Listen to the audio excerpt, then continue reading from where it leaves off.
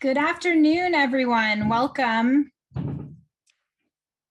I should say good afternoon and good morning to those folks that are on an earlier time zone. We still have some folks that are joining, so we'll just take a minute here to welcome everyone to our webinar about the Green Buildings Career Map. We are super excited to have such a big audience. We're up to over 100 attendees.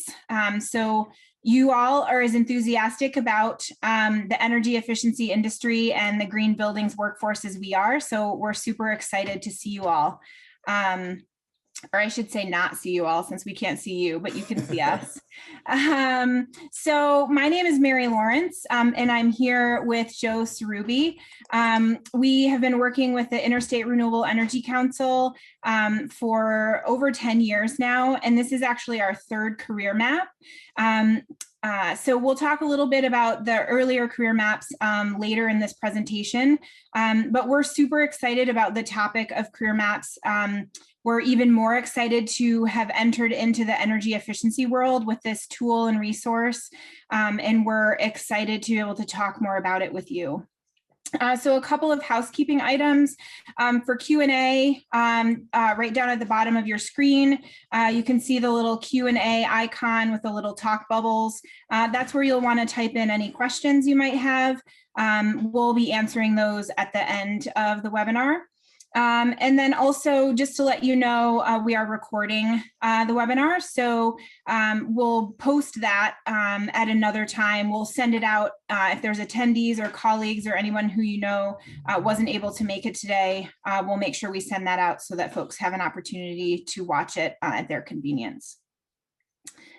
So to start things off, I'm actually going to launch a poll. We're curious to know who's in the audience. I'm going to go ahead and do that now. So you should see a little box in front of you. Go ahead and put in your answer for who you are and what your role is in your organization.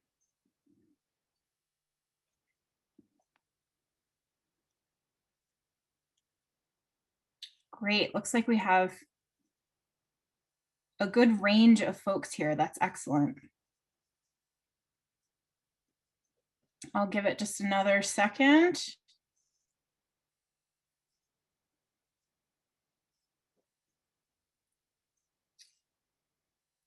All right, so I'm going to end that poll and I'll share the results with everyone so you all have an opportunity to see who's here.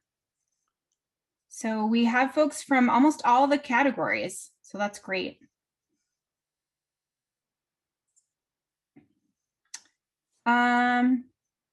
So Joe, I think that's it for me for now. I will turn it over to you to get started.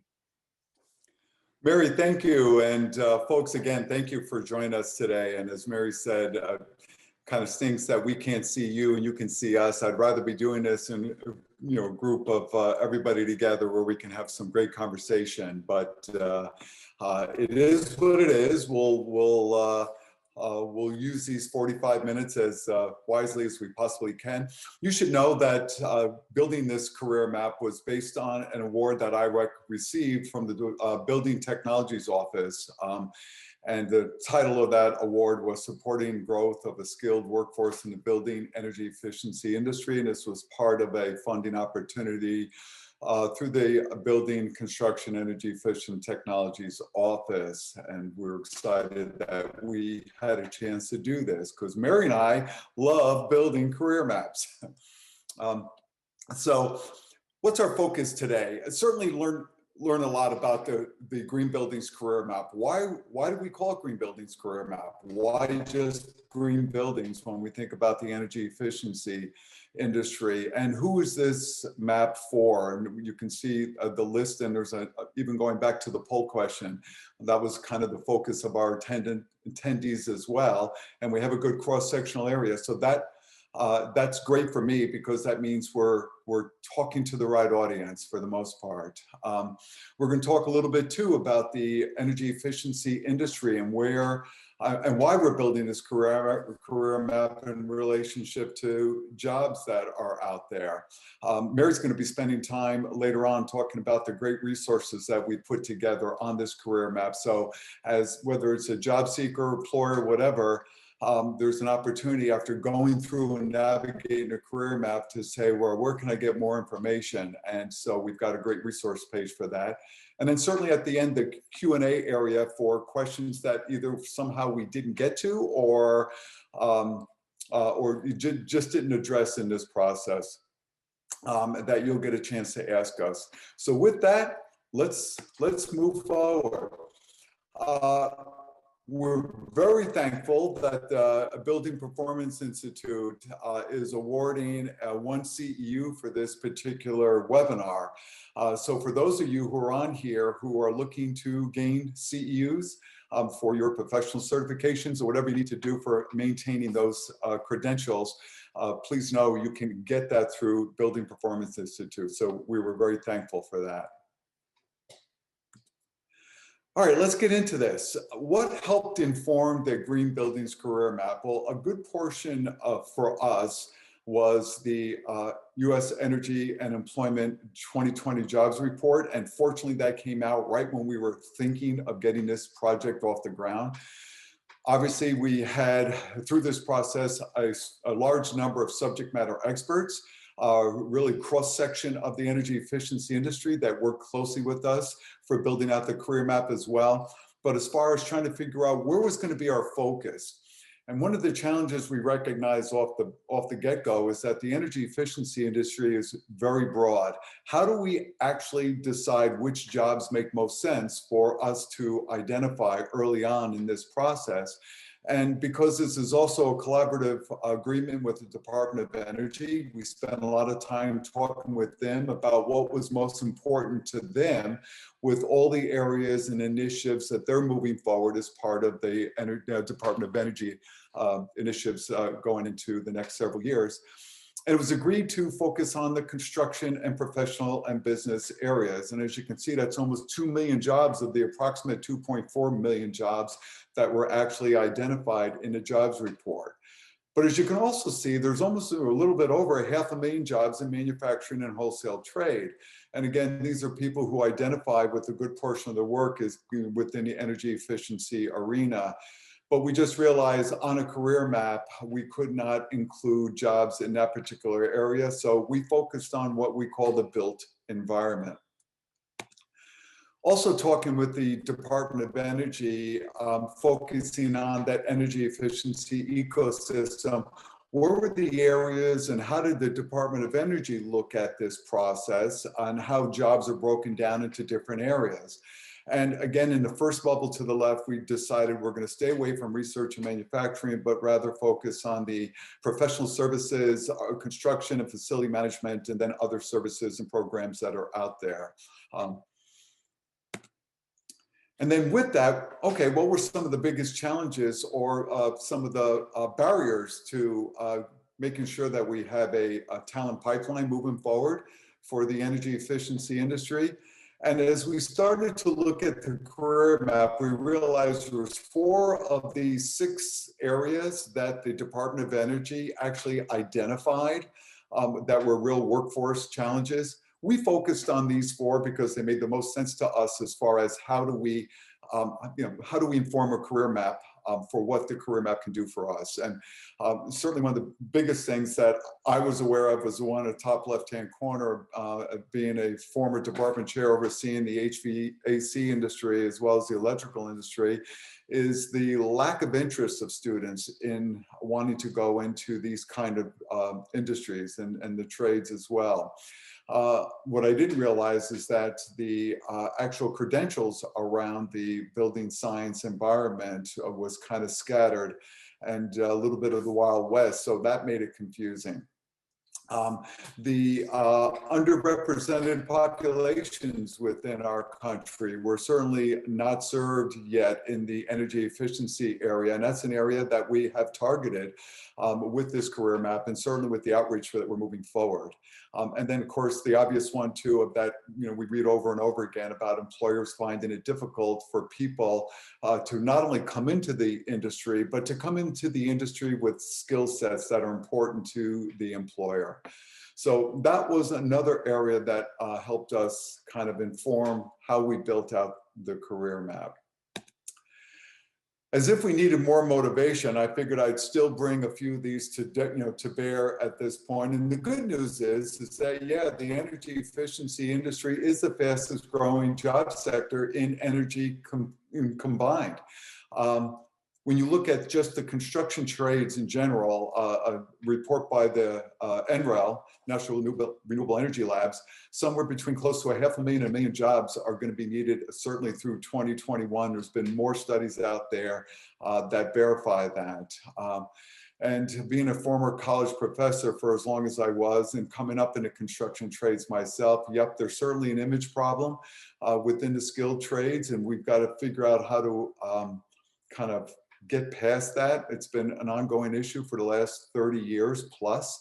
And so we're hoping that this career map will actually put a different spin on it and get people excited about wanting to work within the skilled trades as well, and in a built environment.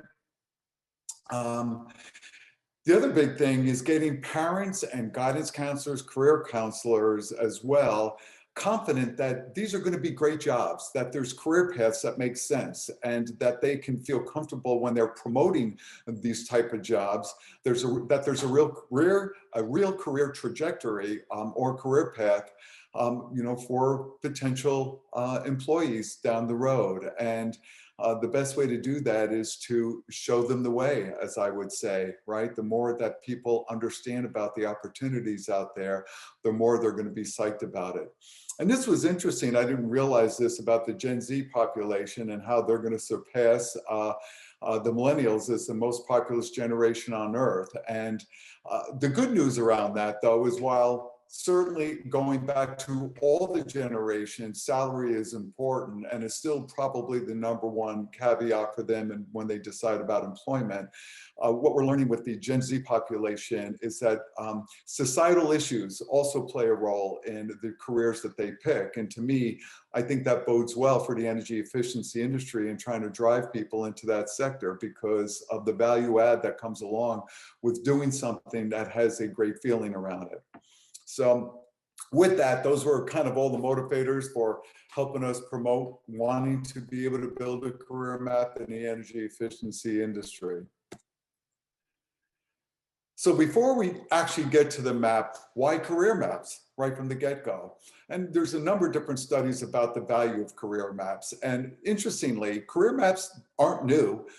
They're new towards recruitment, but career maps have kind of been around, and a number of companies have taken advantage of that within their own specific company to be able to show trajectories or career paths for current employers. Why employees?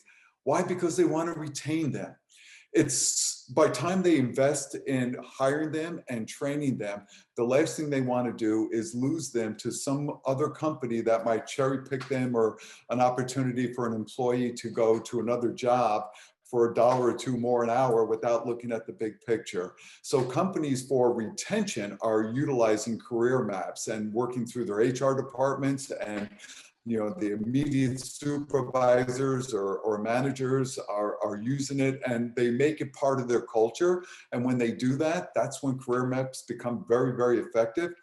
But they're also starting to realize that this is a great recruitment tool.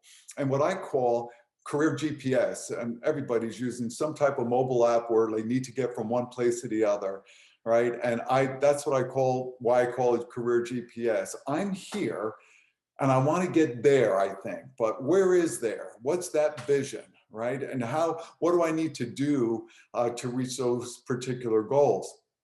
And we've learned over and over again, and kind of coined this little phrase, if you can't be what you can't see. And it's so true. You need to have that vision. about what your potential future could look like. And we talk all the time about it's not always where you start in a job, but where could you be 3 years down the road, 5 years down the road? And I would say at my ripe old age right now, I probably still use the phrase, I'm not sure what I want to be when I grow up, right? And I'm sure there's a lot of people who relate to that on this call who also feel that way. When I think about where my career has taken me, from an electrician coming out of high school, all right, to all the different avenues that I've gone, again, it was just somewhat a bit haphazard, but as I started to get a vision of what I really wanted to do and what my passion was, that helped guide me in the direction I got to this particular point right now. All right, so when you're 18 years old, 17, 18, 19, and even in your 20s, maybe you just haven't figured out what you want. Having that vision goes a long way to kind of start to gain that passion around, that sounds good. Well, what do I need to do to get there? And that's where the career map will help provide some of that impetus to, as a kickstart to get yourself going. The other thing about the career maps is that they're interactive and engaging. And our particular career maps, and we're kind of biased that we've developed them, but we still believe they're the best ones out there, quite intuitive. So as you go to click it, what's nice about it, you could be a career counselor and just put a potential job seeker in front of it and let them have at it. Same thing with students in high schools, guidance counselors, whatever. It's an opportunity for them to just start to navigate the career map, and they'll find that it's extremely intuitive and it's fun. It's fun to kind of go through. The other advantage of career maps, again, which we notice with the broad sector of people who are actually on this webinar, is that it's for a broad audience, and it is very informative as well. So, and the other great thing about it is we make sure that it is industry validated. We work, like I said early on, I mentioned all our subject matter experts who helped us put this process together. And we feel comfortable that we've hit some really key jobs on the career map to be valuable for people who are seeking this industry. Okay, using the career maps, let's start with open houses. If I'm a community college professor and I'm trying to attract students into my particular program, having this career map at your table, or maybe they're coming up into your department and you have computers there where they can go in and have fun and look at some of the different type of careers or jobs that are afforded within this type of education. I got to tell you, to me, it's also all about telling real life stories. You see that I have this on this particular page, but regards to student recruitment, I came from a community college. I was there for 35 years. One of the biggest challenges I had was getting students who wanted to come into my program, which was called Electrical Construction and Maintenance. Didn't have that sexy title. But the college also happened to have a title called Electrical Technology. And a lot of students and their parents thought, that's what I want to do. I want to get into electrical technology. But in hindsight, they realized what they really wanted to do was get into electrical construction and maintenance. Mary, you gonna jump in on me here? It looked like you had a question. I actually, what you're talking about now addresses a question that someone made, sort of describing that idea of an image problem, and they were asking for some clarification on that. And so I thought now would be a great time, because you're really talking about that, right? The image of the construction industry versus you change some language and all of a sudden it changes how people feel about it. So I just wanted you to address that question now. How do we overcome the construction industry when there's a lot of even commercials or former commercials or jokes about, working with a hard hat per se? And the problem is that image of it being more of a unskilled, kind of environment has just proliferated throughout the decades. And we're just finding that there's a lack of interest for students who want to go in that particular area. But when we can show them that, yeah, maybe you're going to start, at entry level in this particular world, there's so many different areas you can navigate that that you might find your passion. Maybe you're somebody who will end up being a great salesperson and work for a company that is selling high-tech equipment. Maybe you find yourself working where you are actually running a drone and you are overseeing and looking at inspecting wind turbines, because I don't have to now go and rappel going up and down a wind turbine because I can inspect it using a drone. Maybe I'm using a drone for trying to earmark the roof to be able to put solar panels on and figure out how many can be done, right? Maybe I like the design end of the industry besides the actual construction. Or maybe I love working with my hands and I become a project manager where I'm overseeing a number of different projects and I'm comfortable around that. So it's us getting young minds interested in realizing there's great careers within the construction industry, and specifically our focus is the energy efficiency industry. All right, so hopefully I addressed that enough. And to my point, going back to my one example at the college, I can't tell you if I had $1 for every student who started in the electrical technology program because they thought that's what they wanted, and then they transferred because when they got in, they realized, no, I don't want to work inside computers. I want to work in more of the upper power environment.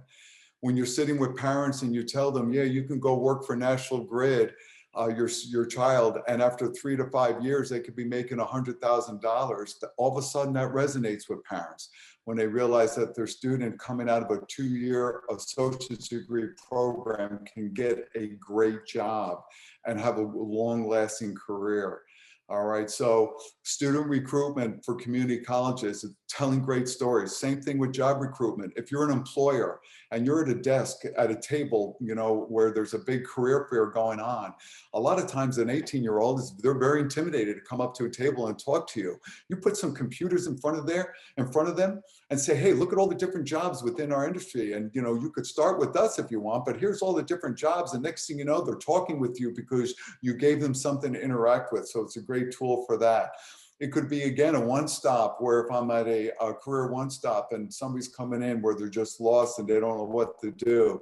Here you've got now our career counselor saying, here's an industry. It's one of the fastest growing in the nation.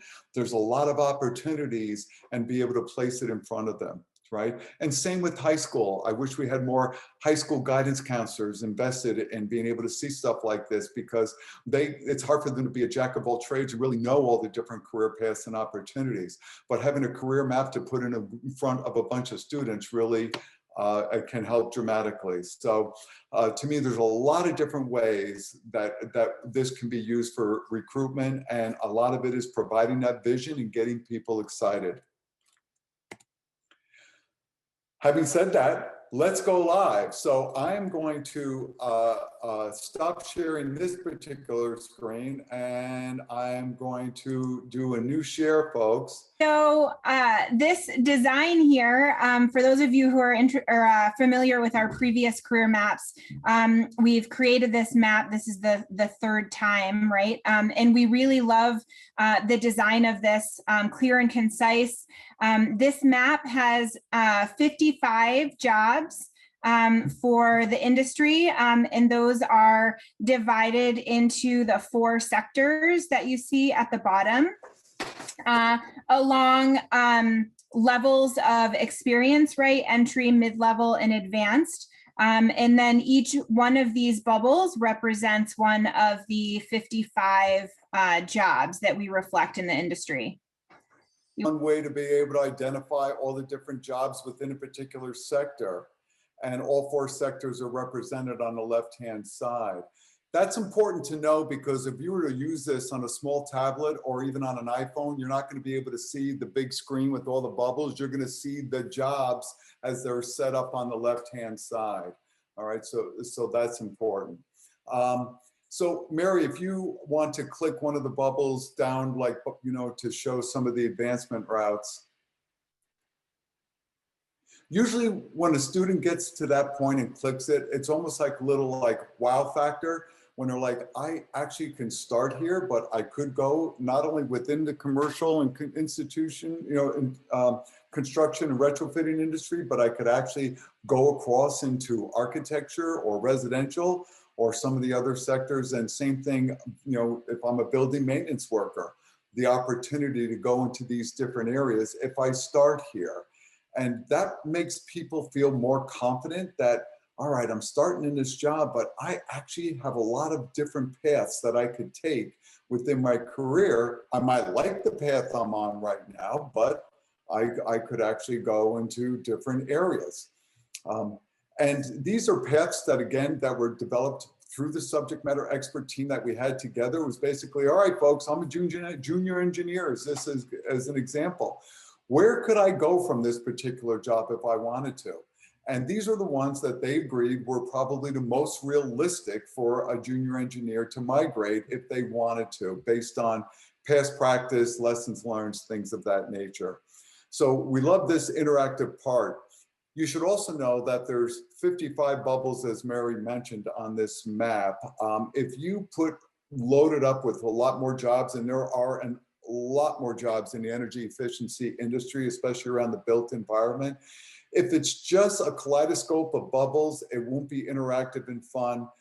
There's a point to where people just won't use it because it's not engaging. So we maxed this out to the best we possibly could. And while it might look like a little bit of a domino board, we're finding from the web developers that it's still a very engaging map with having 55 on there.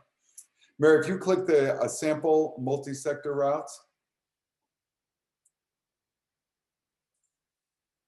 By doing so, what we did is we selected just some ideas for somebody like, okay, let's say I start in this job. What would be a typical career path for that particular person within each sector?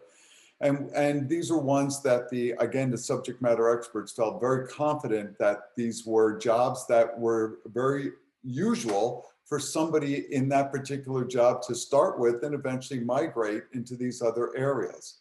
So again, this was all about giving confidence for somebody who's thinking, the green buildings industry, the built environment, what does that mean to them? And to kind of help them get a better understanding. And then Mary, if we click the new collar jobs, to me, folks, you're gonna see over 30 bubbles light up here. And for us, this was a big focus. I don't know if most of you realize that, but on all the job boards out there, the Indeeds of the world, Simply Hired and others, 80% of the jobs that are identified out there right now do not require a four-year degree. And on this map, these are jobs that we identified that do not require a four-year degree, that you can get it through untraditional ways. Some of them might require a two-year degree, but a lot of them is starting with a high school diploma or GED and then getting some level of certification as you're moving through and a lot of experience. There's a lot of jobs even at the advanced level that if you've got the right experience and you have no degree, you have the opportunity to migrate to that point. So for us, again, so when I think about either anybody who's just like not sure what they want to do with their life, what a great opportunity to start. And if you notice all the entry-level jobs, all of them do not require a four-year degree for entry level at this particular point. So we want to make sure that those jobs were highlighted on this map as well. So again, it's all about building confidence. So Mary, if you were to click one of the bubbles and go into the job description, the job detail, this is where now, all right, I'm interested in becoming a junior engineer. Now we start to get a sense of, what does it really take? And there's, other than the quick description that you saw by the bubble when you hovered over it, you now have a greater description. And then you also have, the preferred education training, required education, salary range, and certainly skills and requirements that are built into every one of these jobs. So this gives people a chance to know, all right, if I want to start in this area, what is my requirement to make that happen? And then you can quickly go back to the career map and check other jobs. So let's do that.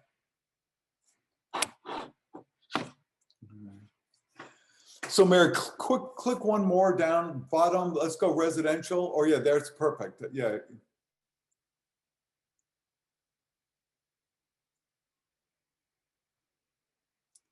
All right. So again, same area. You know, you should know also about the salary ranges, as we know, because this is a national career map, folks. Salary ranges can, vary broadly across the country, even not only across the country, but even within a particular state, and sometimes not even within a state, but within a specific county. Or just a region within the state, salaries can vary. So the jobs that we actually had true job titles that aligned with the BLS, the Bureau of Labor Statistics, when we had those job titles aligned with them, we used the Bureau of Labor Statistics salary structure to be able to give the salary range. When we didn't, we were able to provide a broad range across the country, utilizing multiple states and areas within those states, average those out, and then have a high and a low range so people knew that that was something that was fairly valid. And again, a lot of it depends on the area that you live. The community you live in will determine what the jobs are in your specific area. So Mary, thank you.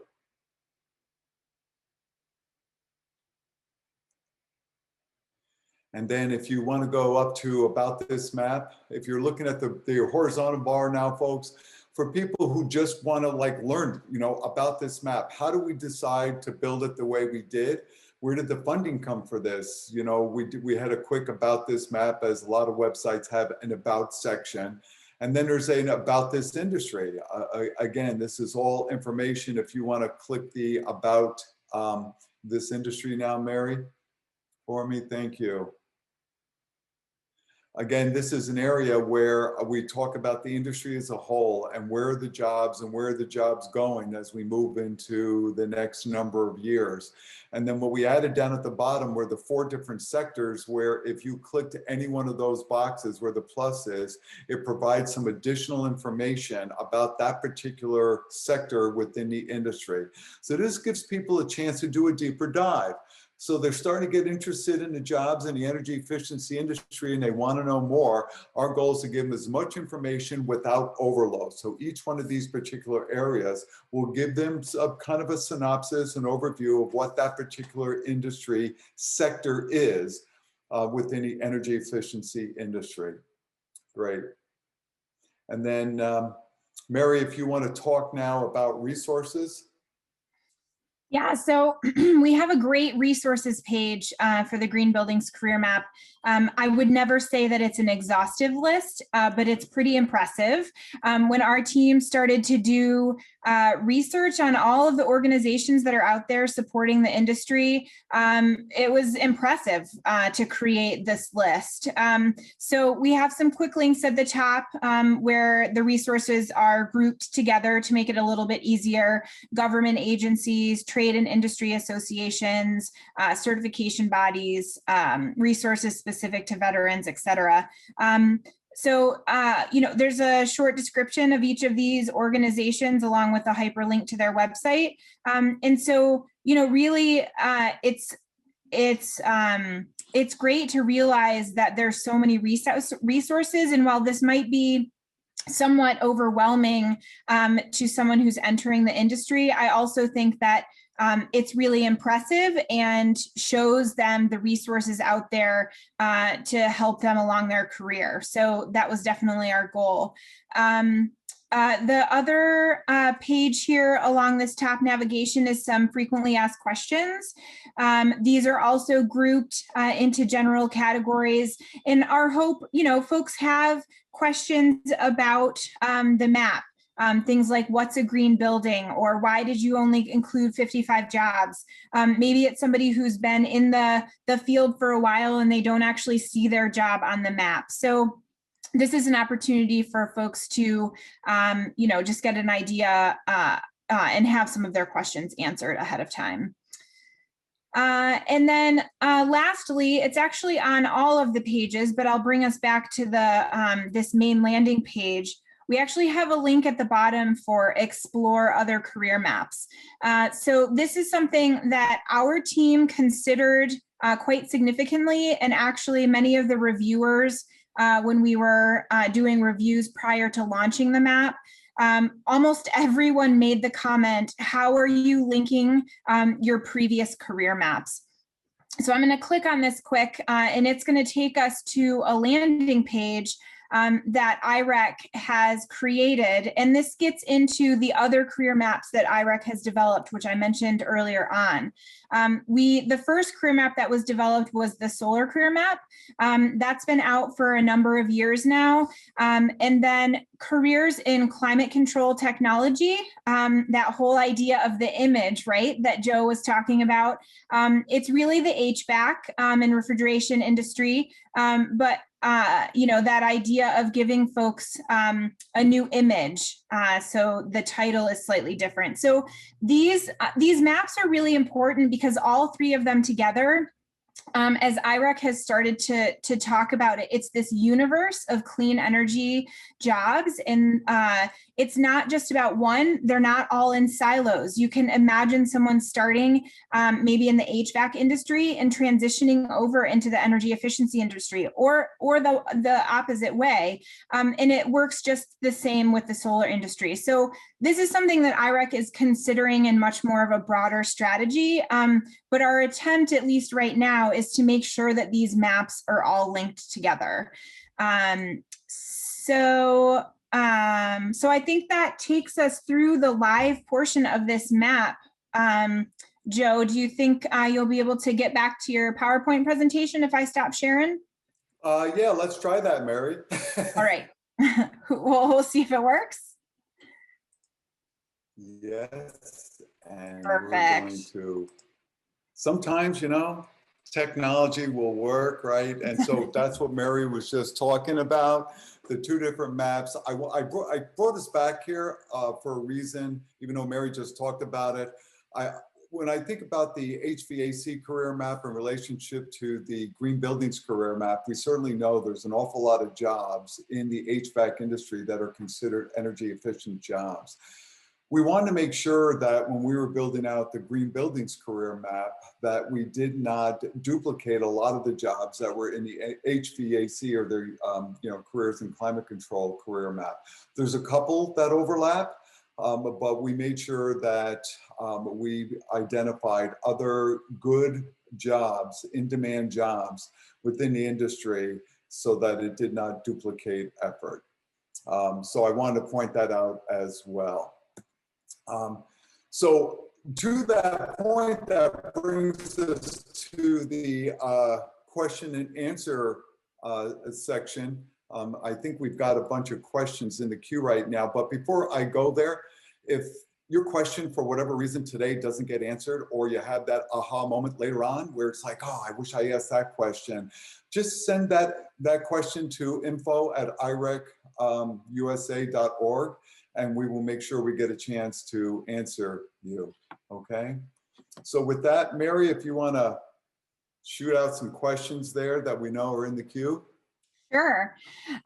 So one question is actually, how are we getting the word out about these maps? What kind of marketing and awareness is part of our funding? Or are we just relying on DOE to get the word out? This is a great one, actually. A great question. Mary, why don't you jump on that one? So we're actually really excited about the funding that we've received from the Building Technology Office for this map, because the first time in 3 career maps, the outreach funding and promotional funding has been a part of this project. So this is a 3-year project. We've developed the map in the first year, and now we have 2 years to conduct outreach and promotion on it. So we're super excited, and we're really excited that the Department of Energy understands that creating the resource is just the first step. And so this webinar, the map was just launched on March 30th. This webinar would be the first sort of big public, where we've reached out to our outreach partners and we've done a whole bunch of marketing for this webinar, but we'll be doing conferences and other presentations. We're doing a lot of chatter on social media. We have outreach partners that are doing work for us.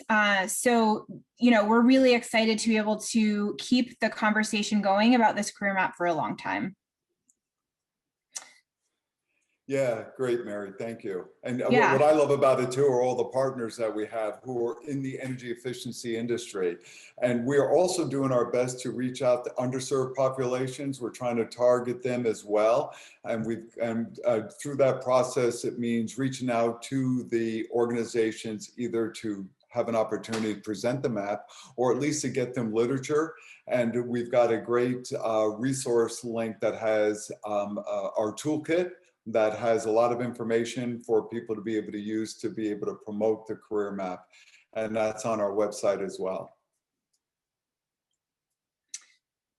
Here's a question regarding the students' level of experience and degrees. Someone's wondering, what, if any, jobs are available to students without associate degrees?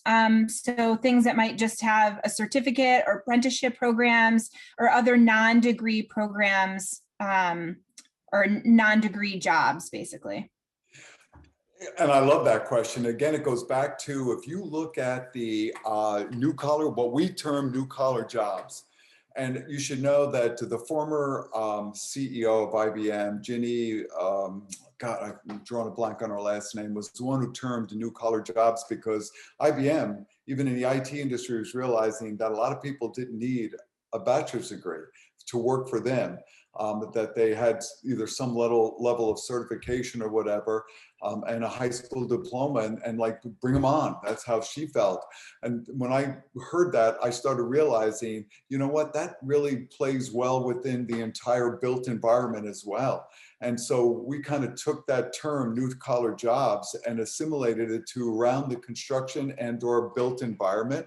So there's a good percentage of those jobs, and I believe every single one on the entry level position on the Green Buildings career map only require a high school diploma or a GED. And there's a number at the mid-level as well. So, as you start to navigate it, you're gonna find a bunch of them there. So it's a great question. So have fun with it, because to me, that's what we're trying to promote, that opportunity to be able to get started in the industry without having to say, I got to go to school at this point outside of high school.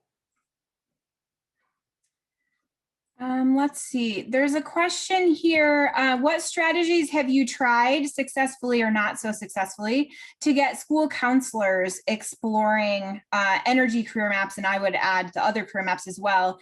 In my experience, counselors often send inquiring bright students down the four-year college track, even if the student's passion lies in working with their minds and hands. It is a phenomenal question, and welcome to the bane of my life for the last 35, 40 years, because that's been the biggest challenge, is getting to guidance counselors.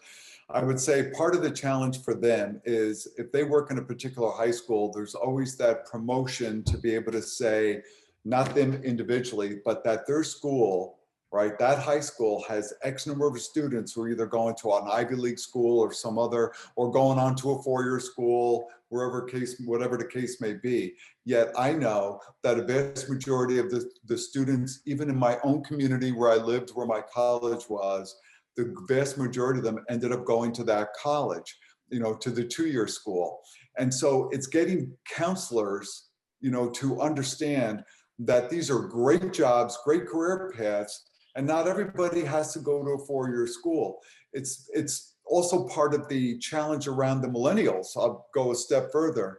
The millennials, a lot of people call it the big promise, right? That if you go and get a four-year degree, when you're done, you're gonna have a great career. And a lot of them walked out of there with a four-year degree and $100,000 in debt and realized, I don't have a job and I got all this debt, all right? So we're starting to slowly see that change, but it's really getting the guidance counselors to understand all these opportunities And one of our biggest problems is getting to them, because so many people want to get to the guidance counselors with their agenda. And we're trying to chip away. That's why when I saw the polling and there wasn't any guidance counselors, I kind of did I wish there was more. So we're doing our best to try to reach out to them. And I would say to anybody on this call within their local community, just even go to your local high school. You go into the guidance counselor office, there's banners all around of all the big schools that their kids in the years past have gone to. But because that's their mindset of inspiration. We've got to change that inspiration to include these other opportunities. And to me, it's an uphill battle, but we got to keep working at it, because we're desperate for good, skilled workers right now in the industry. Great question. Another question here about, can you discuss how local education and workforce development institutions are connecting IREC career maps with local regional career pathways? So just sort of interested in some best practices, around connecting these pathways to programs and making them work. Yeah, I wish I could say I had a good answer for you, but I don't, mainly because when you put together a national career map, you're focused on, an opportunity for a broad audience. Really, what we'd be talking about would be a more customized career map for a local area that the schools and IREC would end up having to get together to be able to decide, these are the programs, these are the courses that we're going to link with in this particular area. And to have all those particular courses connected to some website on a national scale would be overwhelming. It would have to be done on a local level, which is why we don't, at this point, for the most part, promote courses on the career map, because there's literally thousands. I mean, there's over 1,100 community colleges alone in the country. That's not including all the private schools that are also doing training and the certification around that. And the last thing we want to do is get in trouble where we're promoting one or over the other. So it would be a gargantuan effort to do that on a local scale. That's where you need those local champions in each community that's willing to take on that role of making that connection. This is the first start in that foray, and we're hoping that it'll gain momentum where people see the value of taking advantage of the career map and working with the schools from the high schools and linking it to the either community colleges or other training organizations, whether it's an apprenticeship program, right? All the different apprenticeships out there, and working with them to make that a stronger connection. So we have a good seamless process. It's got to happen at the local level. And Mary, these have been great questions. Yeah, there's some really great ones. So there's a number of questions in here. And we've dealt with this in the past with the other maps regarding this idea of, localizing this information in these career maps, right? Whether it's by state, whether it's by county, even a more regional, like city, and the challenges there, IREC tends to think about things a little bit more at a grander scale, although the careers and climate control map was specific to California due to the funding source there. But so, Joe, like, any thoughts on, there's several people who are like, how can we regionalize this? Or are there any thoughts about making this more specific by states? What do you think about that? Yeah, to me, the nice part is there's great data out there. And how do we utilize that data about a particular region, a particular area?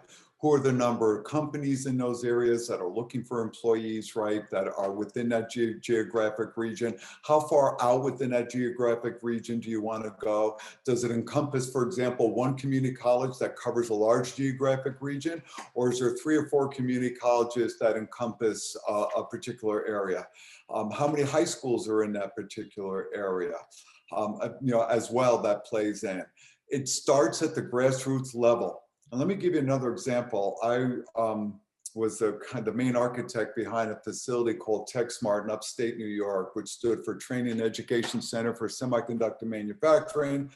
alternative renewable technologies. And we ended up working with the local superintendent at one of the high schools there, where we built a model, college and high school program. And the TechSmart facility itself, LEED Platinum, it was a teaching tool all to itself. And the idea of getting young minds excited about sustainability and working in that kind of environment, that was the focus. So we ended up having those juniors and seniors at that high school being bussed in to the TechSmart facility, where they got a chance to learn all about sustainability, took some courses, and gained college credit as well, besides the credit within the high school. Within 3 years from that point, 22 different school districts within that geographic region of that building decided this was a great idea, that are busing students, juniors and seniors, right, from that geographic region. And I say that because it started with the grassroots level. And those are the kind of things that can take place, that where if you get the schools decide this is important enough and we want to work on it. It's hard for us to do that at the national level. Our goal is to get people excited around these careers. How can that trickle down to the grassroots level? You need those champions there. So hopefully that helps a little bit. It can be done.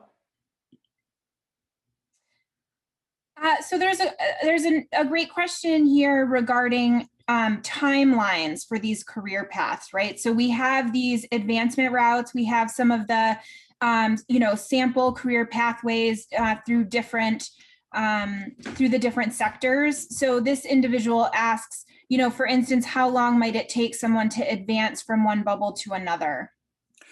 Depending upon looking at the particular job, I will tell you, a lot of companies are looking for 1 to 2 years experience. So if somebody gets started in at entry level and starts working in that job with 1 to 2 years, if you look at a lot of the jobs that are at the mid-level, they're usually looking for 2 years around that point. Entry level, a lot of companies would say, we want somebody with 1 year experience, 2 years, and then that's that chicken and egg. How do I get the experience if I don't get the job? Well, employers right now are very desperate for workers. And if they show that they've got some level of mechanical aptitude in a lot of these entry-level positions, they'll take them on with zero experience and train them. And then within a couple of years, 1 to 2 years, there's opportunity for advancement to another level with a good portion of these jobs. Some jobs might say 3 to 5. And so we made sure, and this was going back to looking at all the different job boards out there, that, specific company requirements. And then we took the average based on what we've seen. The majority of companies are saying, this is what we want. Now, of course, what they want and what they get are two different things. So of what's available. So we also found out, speaking to some of the companies, that they'll take less training if they've got a good motivated person.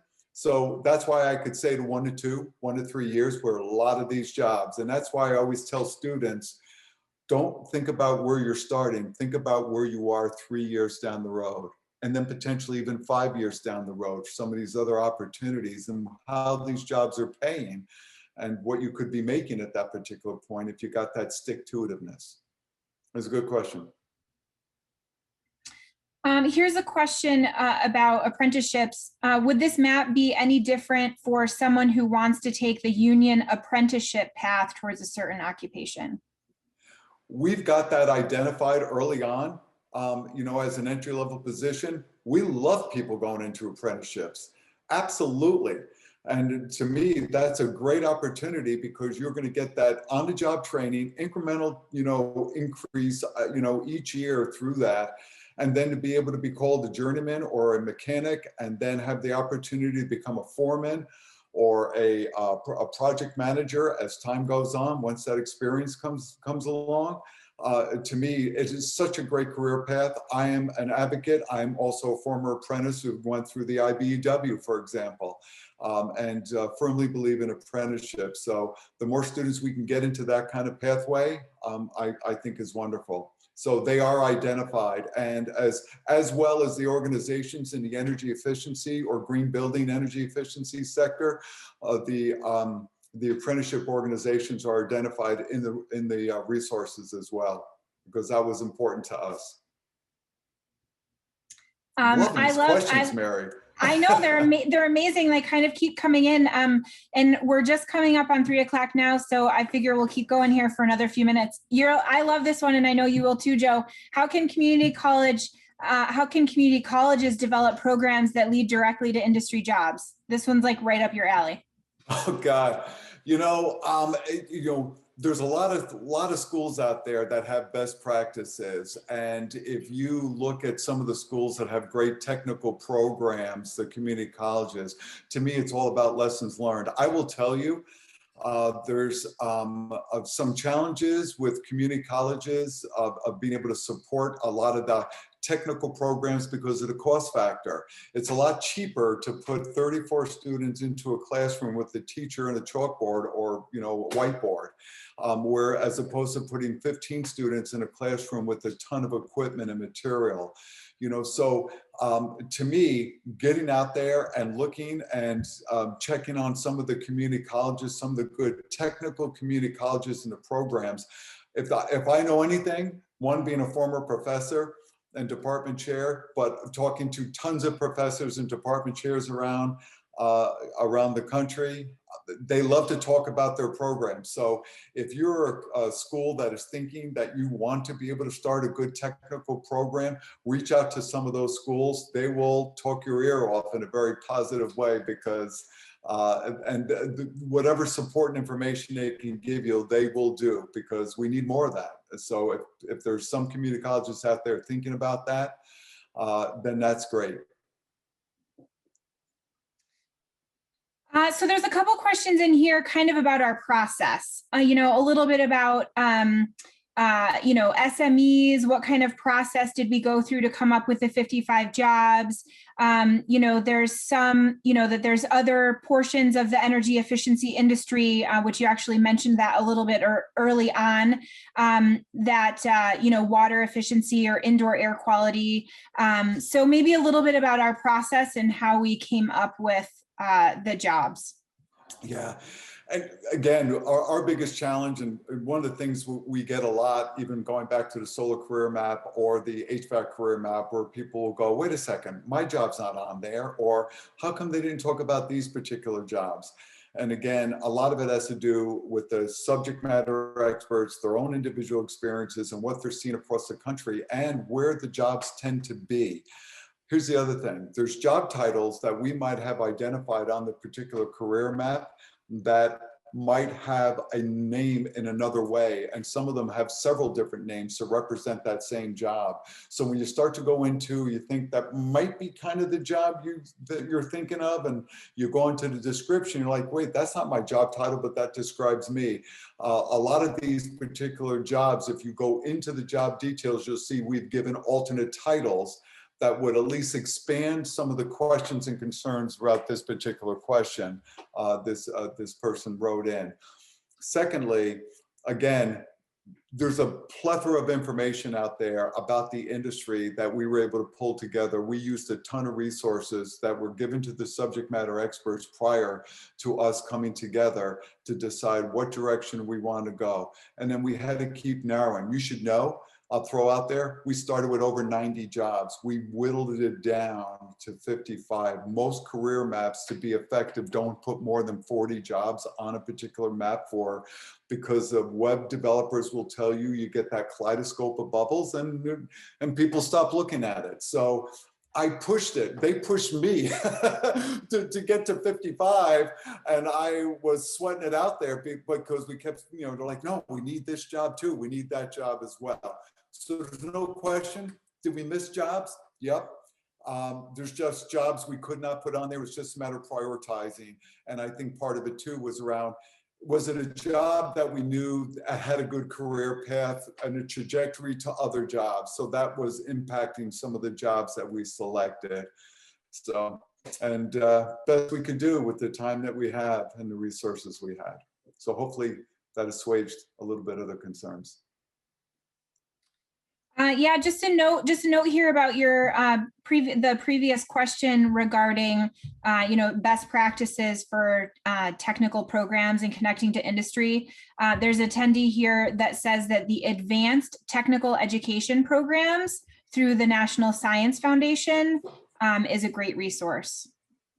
So I just Absolutely. share Whoever that with was, folks. and I have a feeling I know who that person is on this call, but yeah, ATE, that is fantastic. So thank you for bringing that to the attention, because you're absolutely right. Have you heard of a hydropower career map?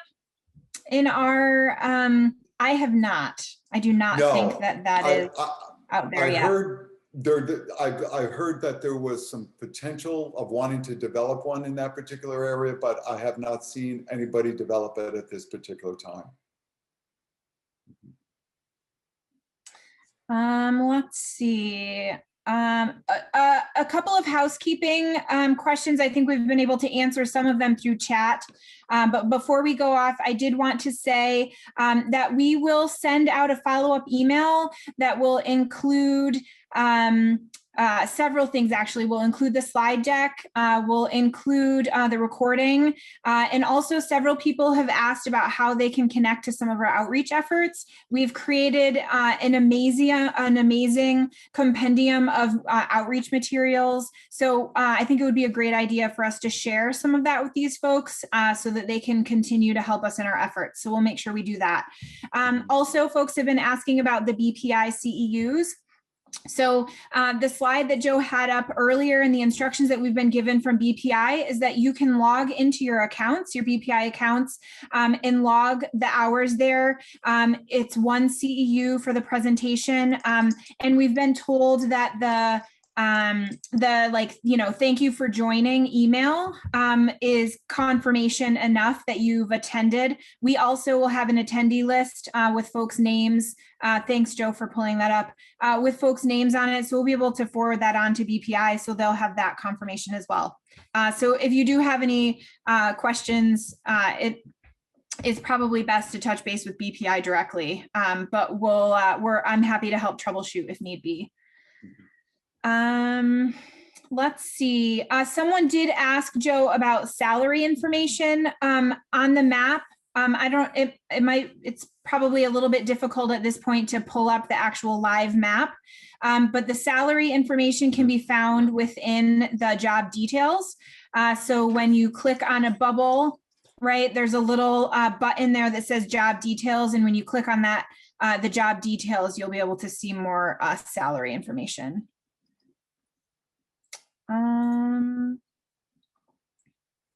Let's see. Yeah, when you click the job details, that gives you the guts, right? That the front page is just basically like that, aha, oh wow, look at all these other careers.